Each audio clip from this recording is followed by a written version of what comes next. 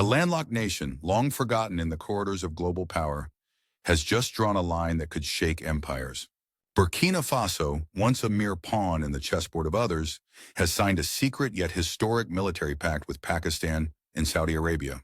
What seems like a technical deal is in fact a new seed, planted in dry soil, that might alter the balance of Africa and the Muslim world. For decades, this small country has endured the weight of outside control, its sovereignty treated as negotiable, its security outsourced. Today, a young leader, Ibrahim Traoré, stands before history with a decision that could redefine his nation's path. He has chosen not aid, not pity, but partnership, a bold defiance against the old order. The question lingers: can a nation often dismissed as weak rise through this alliance to become a force that others must reckon with? Or will the storm of sanctions and resistance crush this fragile experiment before it blossoms? Do not look away. What comes next may change how we read the map.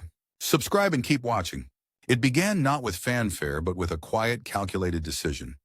A handshake across continents, bridging West Africa with South Asia and the Arabian Peninsula. The government of Burkina Faso, under the leadership of Ibrahim Traoré, announced an unprecedented pact with Pakistan and Saudi Arabia. At first glance, it looked like just another military agreement, but beneath the surface lay a blueprint to reforge a nation's destiny. Pakistan entered the stage not as a distant friend, but as a mentor in arms. Its army is known for discipline, structure, and resilience, forged in some of the most complex battlefields of modern times. The training offered to Burkina Faso's young soldiers was not confined to classrooms. It stretched from the parade ground at dawn to the desert at dusk. Soldiers would learn not only how to march, but how to think under fire, how to turn fear into coordinated action, how to transform chaos into a strategy. For a nation facing insurgent groups that thrive on disorder, this discipline could prove to be a shield stronger than steel. Beyond discipline lay technology. Weapons, drones, missile systems, armored vehicles. Pakistan promised not merely to showcase, but to train Burkinabe forces in handling these tools of modern warfare.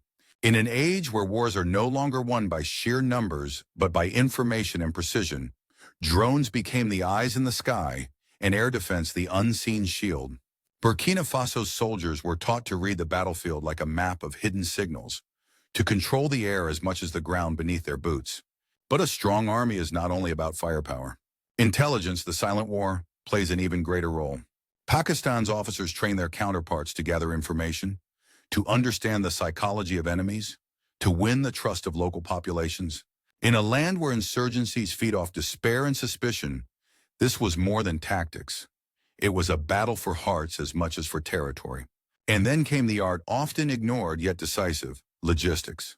How to move supplies through rugged terrain, how to keep units alive not just in the heat of combat, but in the long silence between battles. This invisible lifeline, taught by Pakistan's army, could transform Burkina Faso's forces from a reactive militia into a professional machine capable of sustaining operations over time. Yet Pakistan was not alone in this endeavor. Saudi Arabia stepped forward not with soldiers, but with treasure. The kingdom pledged financial power to build training bases, to acquire equipment, to keep the engine running long after the initial handshake. Saudi airfields, sea routes, and logistical hubs could become arteries feeding this young military alliance. On the diplomatic front, Riyadh offered to provide cover in international forums, shielding Burkina Faso from sanctions and criticism that might otherwise derail its plans. For Saudi Arabia, this was not mere charity. It was an investment in influence, planting its flag deeper in Africa, creating allies in a region long considered the backyard of European powers. By tying Burkina Faso into its orbit, Riyadh sought to balance Western pressure and extend its role as a guardian of Muslim solidarity. Together, Pakistan's discipline and Saudi Arabia's wealth created a scaffold for Burkina Faso's ambition, the dream of an army not just stronger, but sovereign. It was the promise of transformation, from fragile to resilient, from dependent to independent. But history is never so simple. For every seed sown, there are storms waiting. Could this partnership truly lift a nation, or would it sow the seeds of future conflict? The ink on the agreement was barely dry, yet the ripples had already reached Paris, Washington, and beyond, where old powers watched with unease and new powers saw opportunity. The moment the deal was whispered into the world's ears, the tone shifted from curiosity to alarm. Burkina Faso, a country often seen as marginal in global strategy, had chosen partners outside the old colonial circle. What had been dismissed as improbable now stood as a direct challenge to the established order. Inside Burkina Faso, the announcement sparked an outpouring of pride. Citizens saw their young president not as a caretaker, but as a revolutionary, someone daring enough to step beyond France's shadow. In the streets of Ouagadougou, voices spoke of dignity regained, of a future where security no longer depended on the goodwill of outsiders, but on the strength of their own sons. The imagery was powerful. Rifles in the hands of disciplined soldiers, new uniforms, a sense of unity stitched into every seam. But if the people celebrated, European capitals bristled. France, once the colonial master, saw the pact as a knife at its influence in West Africa.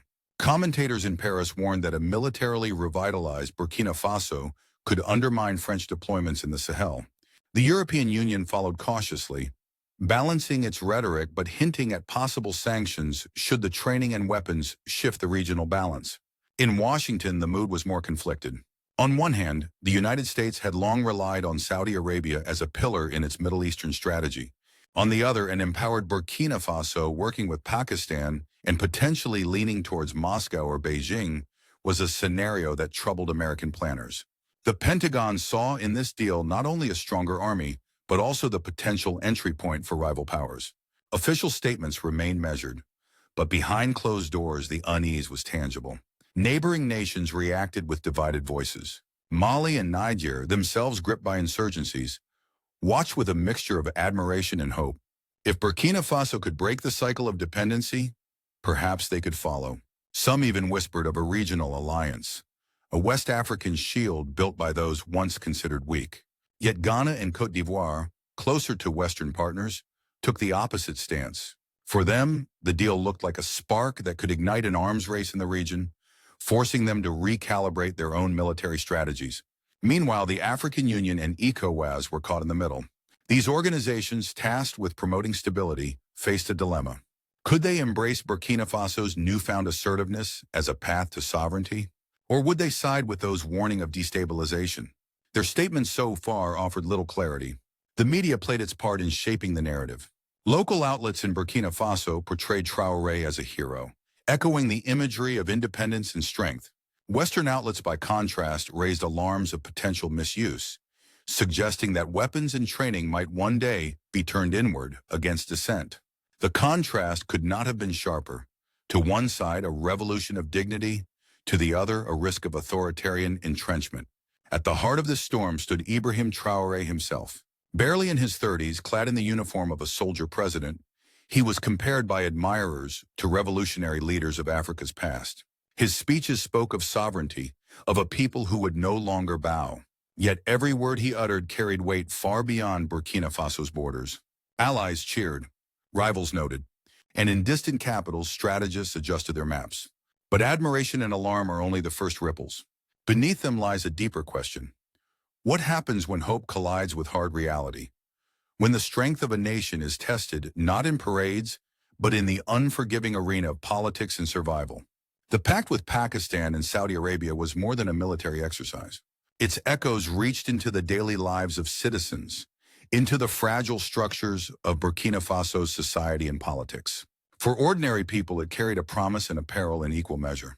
In the short term, the deal boosted confidence. For the first time in years, Burkinabe citizens felt that their government was taking control of security with its own hands. No longer were they dependent solely on foreign forces who came and went with shifting priorities. Instead, a new pride began to stir. Families imagined their sons not merely as soldiers, but as guardians of sovereignty, trained by some of the most respected armies in the Muslim world.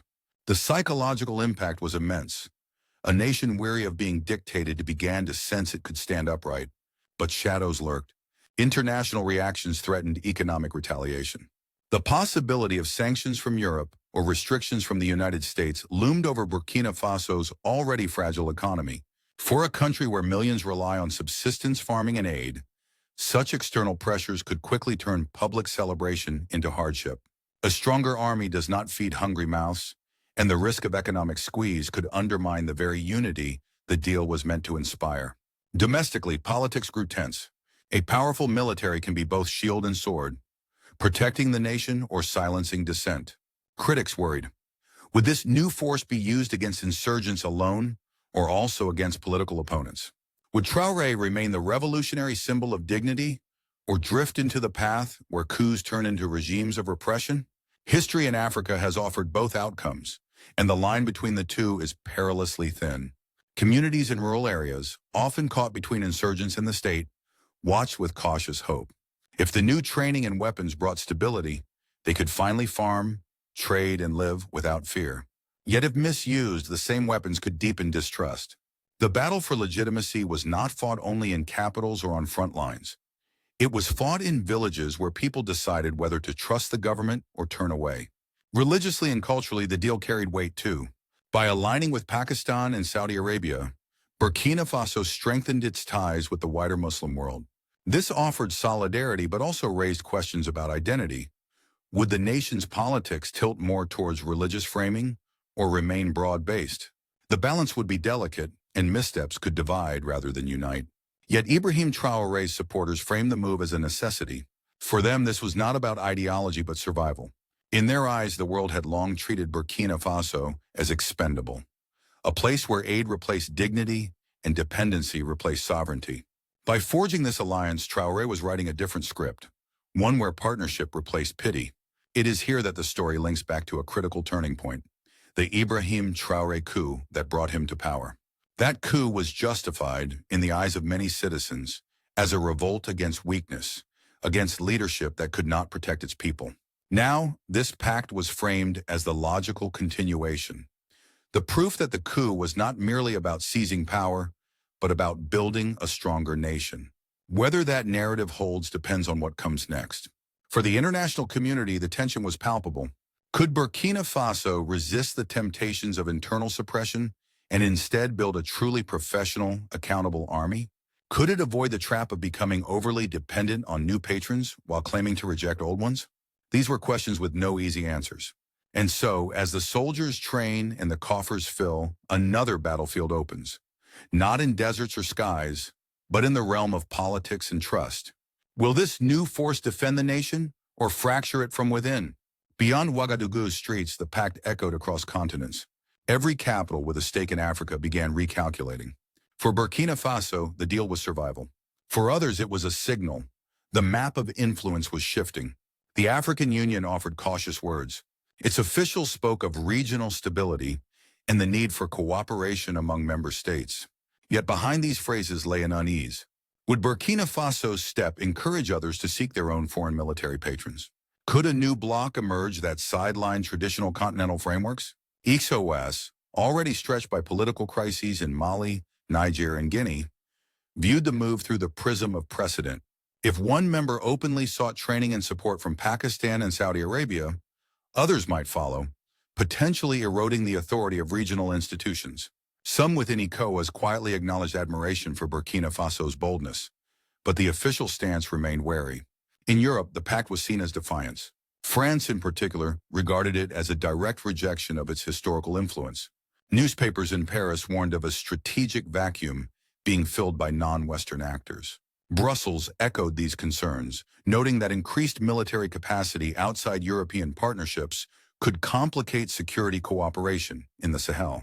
The language was diplomatic, but the undertone was clear. This was a challenge. Across the Atlantic, the United States balanced pragmatism with apprehension. Saudi Arabia was a long-standing ally, and Pakistan a partner in various security theaters. Yet the combination of these powers training and equipping Burkina Faso stirred unease.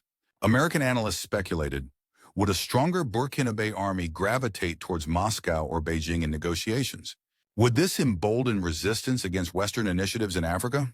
Washington's response was careful, neither outright opposition nor full support, but the tension was unmistakable. In the broader Muslim world, reactions leaned towards enthusiasm. Commentators framed the pact as an example of Muslim nations uniting to resist external dominance.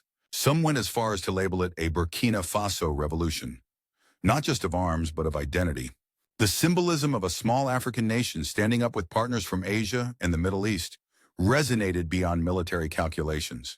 And yet the danger remained. International law, arms embargoes, and the scrutiny of the United Nations could still tighten around Burkina Faso. Should the deal be perceived as destabilizing, punitive measures could follow.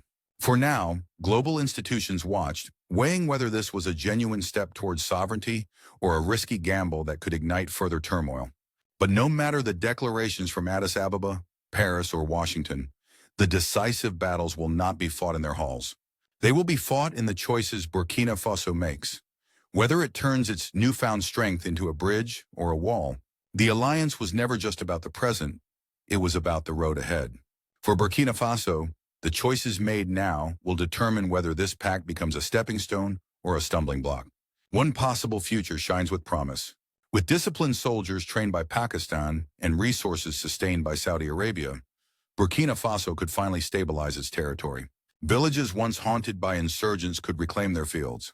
Markets could reopen without fear. A professional, respected military could act not as an oppressor, but as a shield, giving the government space to focus on schools, infrastructure, and trade. In this vision, the pact becomes the soil from which sovereignty grows, a model that other African states might one day follow. But another future casts a darker shadow. Western powers, threatened by the shift, could impose sanctions that choke the economy. Investment could dry up, trade could stall, and citizens might find that their pride in sovereignty comes at the price of hardship. Meanwhile, if the army's newfound strength were turned inward, silencing dissent or propping up power, the very people who once cheered might feel betrayed. Sovereignty without justice would become an empty shell. A third path lies between these extremes. Burkina Faso could build strength cautiously, balancing its new alliances with dialogue. It could present its military growth not as a weapon against the world, but as an anchor for regional stability. By engaging ECOWAS, the African Union, and even skeptical Western partners, it could transform suspicion into grudging respect. This path is narrow and fraught with compromise, but it offers a chance to avoid isolation while keeping dignity intact. What makes the future so uncertain is that no nation stands alone. Every move by Burkina Faso will ripple outward, testing the patience of allies and the resolve of adversaries. Saudi Arabia and Pakistan can provide tools, but not the wisdom of how to wield them. That responsibility rests in Ouagadougou, in the leadership of Ibrahim Traoré, and in the will of the Burkina Faso people. The revolution of sovereignty begins not with weapons, but with choices. Will the new strength be used to heal, to defend, to uplift? Or will it become another chapter in the long history of power abused on the African continent? The answer has yet to be written. It will not be decided in treaties or speeches, but in the long march of time, where every step Burkina Faso takes will reveal whether this alliance leads to a harvest of dignity or a storm of regret. In the end, this story is not only about weapons or training.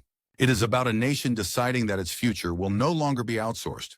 Burkina Faso, often spoken of as a footnote, has stepped into its own paragraph. The pact with Pakistan and Saudi Arabia is a wager that dignity can be built like a road, stone by stone, mile by mile, until a country once encircled by doubt can travel freely towards its own horizon. The stakes are high. Sanctions may bite, markets may hesitate, and critics will say that a stronger army always tempts a strong hand. Yet there is another possibility.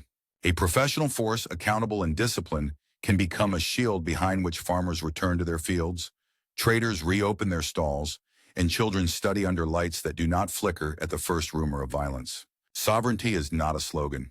It is the daily bread of safety, justice, and work. This is why the moment demands wisdom as much as courage. Alliances can empower, but they can also entangle. Partners may bring tools, but they also bring expectations.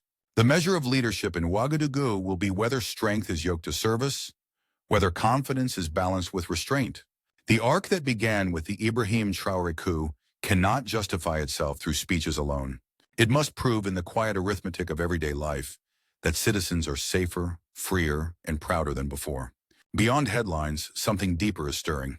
Many will call it a Burkina Faso revolution, not of flags or slogans, but of posture. A small state standing upright and asking to be treated as a partner, not a project. If one landlocked nation can rise by choosing partnership over pity, what then stops the rest of the continent from doing the same? So here is the question for you. Do you believe that this path can deliver a harvest of stability and pride? Or do you fear the weeds of isolation and excess will choke the seed? Tell us in the comments what you see on the road ahead and what you would choose if this were your country. If this journey resonates, do not step away. Subscribe, share this story with a friend, and join us again as we follow how the Ibrahim Traoré coup reshapes policy and how its lessons echo across Africa. In the long run, dignity is a discipline. Nations, like people, become what they practice.